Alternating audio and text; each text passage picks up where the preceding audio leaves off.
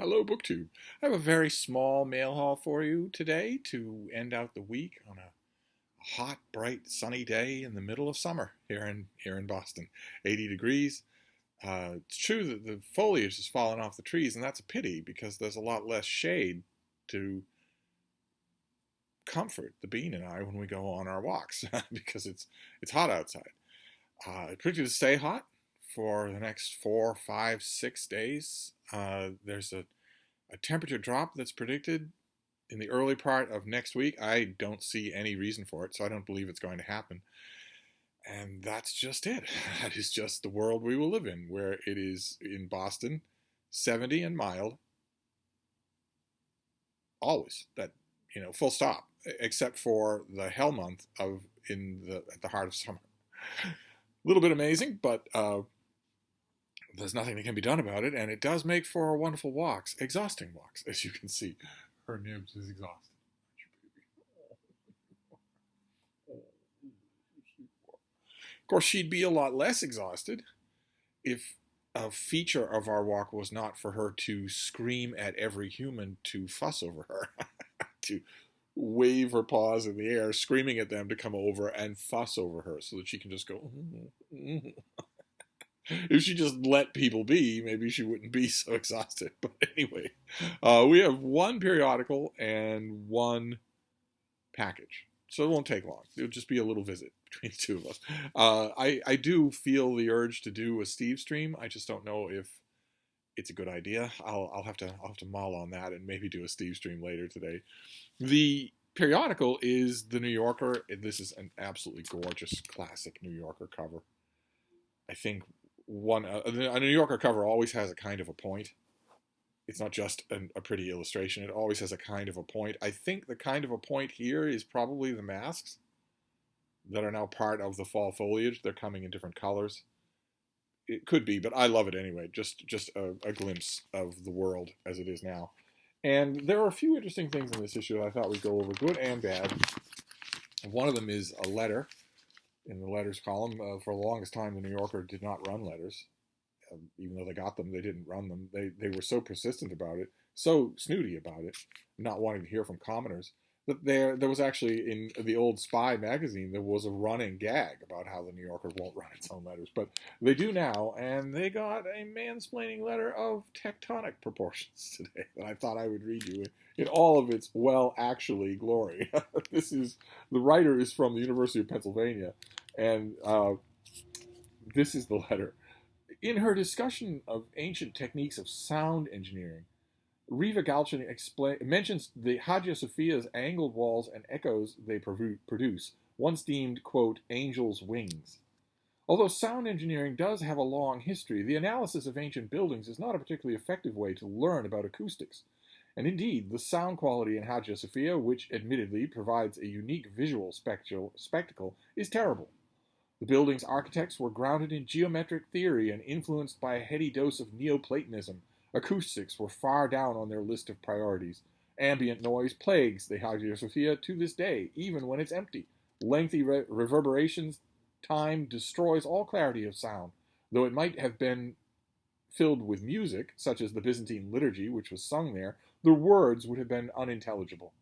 Recent technical analyses have taught us much about acoustics in ancient times, but it is almost impossible to name an ancient interior designed primarily with the quality of its sound in mind. Thank you, Professor. This is great. You can go about your day. Then we have, there were no genuinely interesting cartoons in this issue, which is really sort of a shame.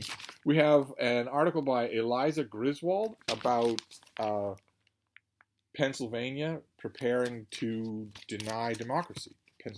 Election denial in Pennsylvania is just a few days away from being a reality in the American political landscape, where if you are not approved by the governor and of the state of Pennsylvania, then you don't win in the state of Pennsylvania, no matter how many votes you get.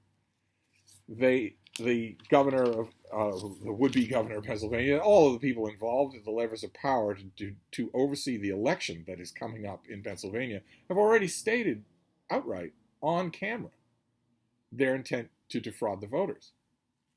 And absolutely nothing has been done about that, not even so much as a testy email from the Department of Homeland Security. So it will certainly happen. If you push the boundaries of something and nothing happens because of it, you get no response whatsoever, you'll do it and then continue to push the boundaries. So that was a little bit of an irritating article, but there was an article in here that was even more irritating. There was a really good piece in here. Who's the author of this? Rachel Aviv did a wonderful piece in here about the unrest in Iran. Really worth reading. One of the highlights of the issue. There was another article in here that was, if anything, more infuriating. I'll see if I can hurriedly get to it. Yes, this one here. This was by Paige Williams, but I'm not blaming Paige Williams for the subheader. And the article is quite clear. It's the subheader that irritated me. It's called Class Warfare. The article is called Class Warfare. And the subheader is School Boards are being attacked by partisan saboteurs. That is not true. That is not true. School boards are being attacked. They are being successfully attacked and co-opted. Most of them have been. Yours, almost certainly, statistically, has been. Totally co-opted by people who live in an alternate reality, by people who live in a reality that bears almost no resemblance to the reality that you live in and that you can prove exists. And they are in charge of buying your school books. They're in charge of setting your curriculum, etc., etc. That part is definitely true, but it's not partisan saboteurs. It's Trump parties. It's Trump party saboteurs. It's Trump cult members. Exclusively. If you read the article is very good, but it is not a question of partisan saboteurs attacking school boards all over the country. It's Trump cult members who are setting an agenda. They are setting the criterion of your school is that there was a massive, we're talking tens of millions, voter fraud in the 2020 election. And you might say, well, what does that have to do with a trigonometry textbook? It'll be in there. It's the number one thing. It's the fundamental article of faith in Trump cult. And they're the only people who are sabotaging these things. They're the only people who are attacking school boards. And that kind of vagueness in the subheader, first of all, it was very intentional, and it is how this all happened. It's how America was lost. Because that unwillingness on the part of some editor somewhere to irritate, I don't know, Trump cult members, maybe in their own family, by actually stating what's true. The on-camera declarations of Pennsylvania current and aspirant Pennsylvania politicians are not just tells of what they plan to do to democracy in their state. They're also illegal. They are crimes. There are massive fraud cases that could be brought against Lauren Boebert, against Marjorie Taylor Greene. They have broken the law repeatedly. And yet, it's just, I don't want to offend their base. I don't want to seem like I'm partisan. So I will both sides everything right to the grave. I will both sides everything right into the ground. Whichever sub-editor decided that should be the headline of this piece. School boards are being attacked by partisan saboteurs instead of Trump saboteurs. Whichever editor decided to do that, I guarantee you decided to do that so as not to offend. They're going to lose their job, their home, and their right to see their own children anyway. Whether they offend in a subheadline or not, they're going to look back, everyone, the 110 million people in America who still think in the real world, are going to look back and say, why did we ever pull punches with these people? Why did we ever do it? It didn't change how they acted. They still took power in the country, and they still shut the borders, and they still penalized us. Even though. So, I do not understand it, and whenever I see it, especially this close to the midterm elections, this close to the 2024 elections, every time I see it, I want to howl. There's no reason to howl, and there's no place to howl to, but I want to howl. This could have been arrested if you had done differently, if you had behaved differently, if you hadn't both sides literally everything. You do not both sides freedom and autocracy. There is no way to do that. You are not being journalistically objective if you do that. If people hadn't done that just straight down the line, I remember watching the cable news every night. I remember watching and saying, okay, apparently misunderstood, factually questionable, etc., etc. I kept watching and waiting, looking at every news cable host talking head and saying, when are you going to call what the President of the United States is saying a lie? When are you going to call it a lie? It took them 2.5 years to use that word about obvious falsehoods.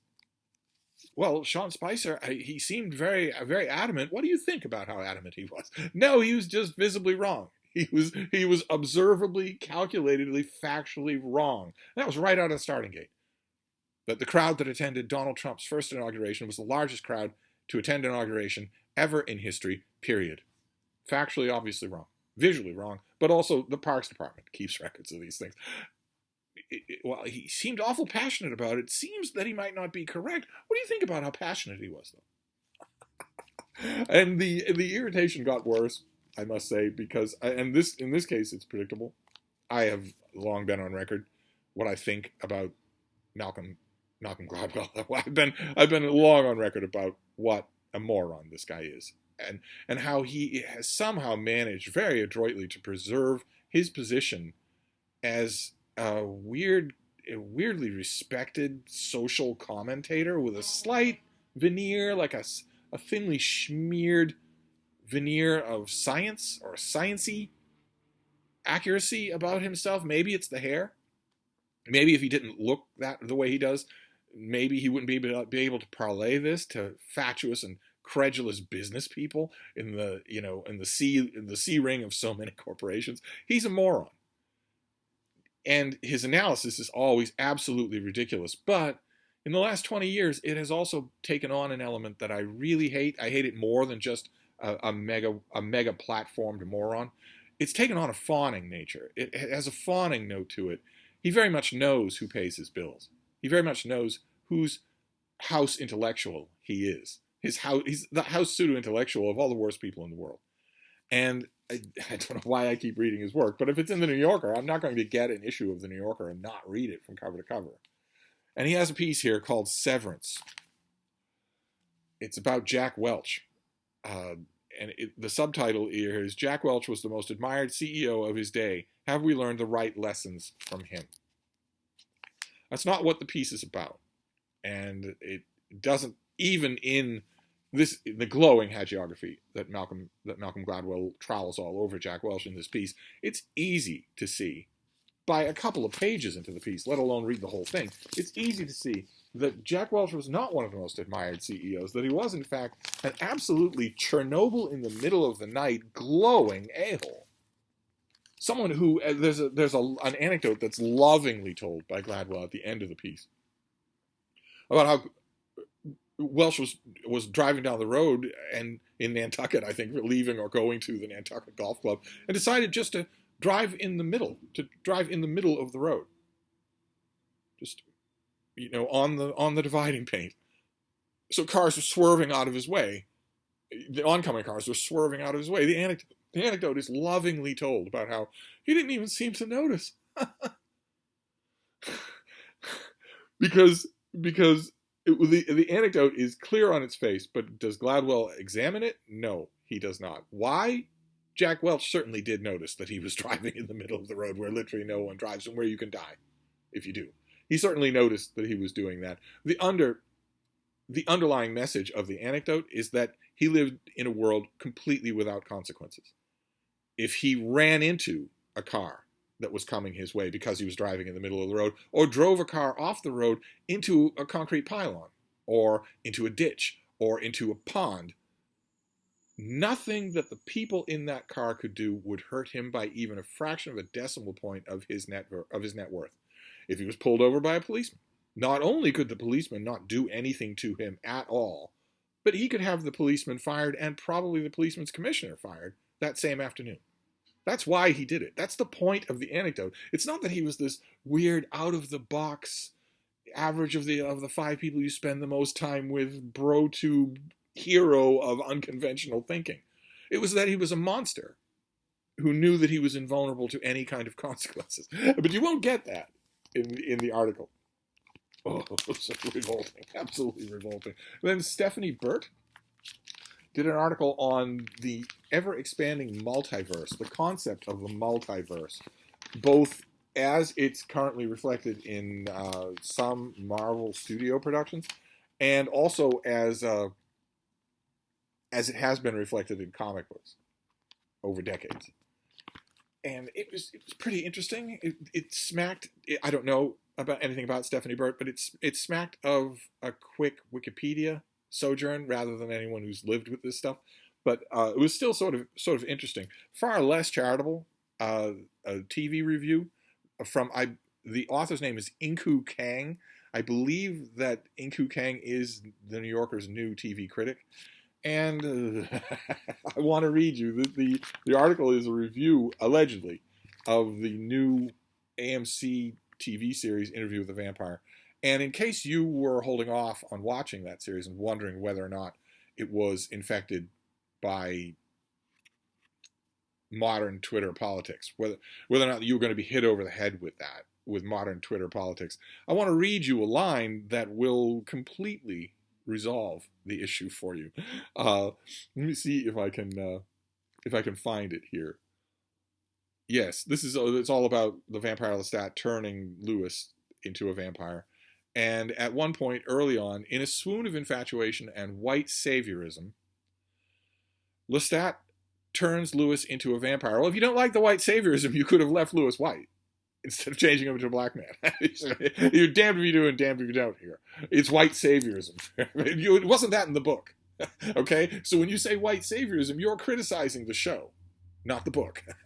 But anyway, in a swoon of infatuation and white saviorism, he turns Lewis into a vampire, believing that this will empower his companion. And then we get the line that sold it for me.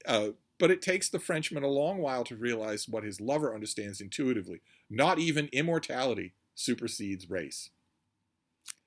Meaning nothing does. Meaning this is calling itself Interview with a Vampire, but it is really just about Black Lives Matter. It is really just Twitter politics. It's Twitter politicking under the guise of adapting. In fact, it's not even an adaptation. I want to get the phrase right because the phrase is certainly endemic of our time. Inku Kang refers to this adaptation of Interview with a Vampire as, where is it? Lustily unfaithful. So the more unfaithful, the better to the original, which sort of decided me on whether or not I want to spend any time with Interview with a Vampire. But that was an issue of the New Yorker. Really worth it. I'm not running down the New Yorker. Sometimes you get an issue that is just wonderful from start to finish. Sometimes you get a lot of irritation. That's just the way it goes with the New Yorker. Certainly the writing doesn't let me down, ever. Almost ever. So then we'll do the package here, and then we'll be done. What is this? Oh, well, there's an invoice. So that's kind of gross. Well, let's get the invoice out of the way. What has it got? Oh, it's a finished copy of something. What have we got here? Oh, okay, great. We've seen this already. Once again, I'm getting an invoice, but not a pub sheet. But that's all right. This is out already, I believe. This is Imagining the End, Mourning and Ethical Life by Jonathan Lear. Thin little thing. This is from the Belknap Press of Harvard University Press. Let's read about it again, just for those of you who didn't see the advanced copy. Imagine the end of the world. Now think about the end, the purpose of life. You have many purposes: the day, the week, the task, the job, the children, your finances, the thing you're creating, you're writing for NaNoWriMo. Life itself, a life entirely, does not have a purpose unless you're importing gods. Only goblins can give life a purpose with a capital P. So we're off to a rocky start. Let's see here. They're different exercises, but in Jonathan Lear's profound reflection on mourning and meaning, these two kinds of thinking are also connected, related ways of exploring some of our deepest questions about individual and collective values and the enigmatic nature of the good. Yeah, the good is enigmatic. Remove the stupid cod philosophy bro-tube definite article, the, and just good, and all of a sudden it's not enigmatic at all. Good is not enigmatic at all. The good is, because that's how you stroke your chin at a coffee shop after you've ordered your super complex drink that you're going to yell at the server for getting wrong. Lear is one of the most distinctive intellectual voices in America. a philosopher and psychoanalyst who draws from ancient and modern thought. Translation, his own idle musings with an overlay of Marcus Aurelius. If he knows anything about the ancient thought of Tacitus, I'm the czar of all the Russians. Personal history and everyday experience to help us think about how we can flourish or fail to in a world of flux and finitude that we only weakly control. His range is on full display in this book as he explores seemingly disparate concerns to challenge how we respond to loss, crisis, and hope. He considers our bewilderment in the face of planetary catastrophe. He examines the role of the humanities in expanding our imaginative and emotional repertoire. He asks how we might live with the realization that cultures, to which we traditionally turn for solace, are themselves vulnerable. He explores how mourning can help us thrive, the role of moral exemplars in shaping our sense of the good. There it is again, the good. And I wonder who will be in his list of moral exemplars. Could it be himself? And the place of gratitude in human life. Because you got to be grateful to everybody, right? It doesn't matter. They're shining your shoes. They're slurping your overpriced drinks. They're waiting on you at line. You still have to be nice to them. You just do. You have to treat them as if they were an actual person. That's real enlightenment. I always cackle when I see some Hollywood millionaire interviewed, and what's your real practical kitchen table advice for everybody out there? Just gotta treat people like they were real, because they're not. And if you have to say it, you certainly don't do it. But anyway, along the way, he touches on figures as diverse as Aristotle, Abraham Lincoln, Sigmund Freud, and the British royals Harry and Meghan. So this is not just about. Oh, I don't want to block the beat. She is definitely the good. Aren't you, baby? You are. You're very good. So this will be a slim meditation for you on all kinds of things and the thingness of things. The part about how mourning can heal is well taken, and the parts in this book that are about mourning are pretty good. They are pretty good. You'll get just as sound advice about mourning, and probably better put from a wise grandmother, but still very much worth thinking about. So, and not long, thankfully. so that's our mail for today. One slim work of philosophy, and the New Yorker. That'll have to do for today. I think probably another mail delivery is coming late, in the afternoon. But maybe they'll postpone it because it's mighty hot. New England in November. Anyway, I'm gonna wrap this up, but I'll be back. Thank you, BookTube.